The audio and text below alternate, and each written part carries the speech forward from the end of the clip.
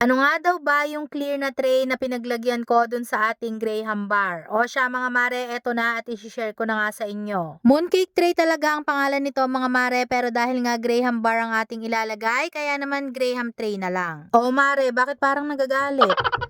Nilalagay ko nga muna dito yung aking Graham bar mga mare bago ilagay sa plastic dahil bukod nga sa mas maganda siyang tignan, mas madali na lang din para sa atin mga mare na ilagay ito dun sa ating plastic packaging at hindi na rin siya magiging messy kapag nilagay natin. Meron na nga din palang sizes doon mga mare na pwede nating pagpilian. As you can see, medyo malaki pa nga yung ating tray na napili dito sa ating Graham bar. Pero saktong-sakto pa rin naman yung ating tray dun sa ating plastic packaging kaya okay na din. At kung gusto nyo naman mga mare na talagang saktong-sakto lang yung inyong Graham bar dun sa inyong tray, pwede po kayong pumili ng mas maliit. Yun lang mga mare, kung gusto nyo rin ng ganito, ilalagay ko na lang yung link sa comment section o kaya naman sa yellow basket para hindi na kayo mahirapan maghanap.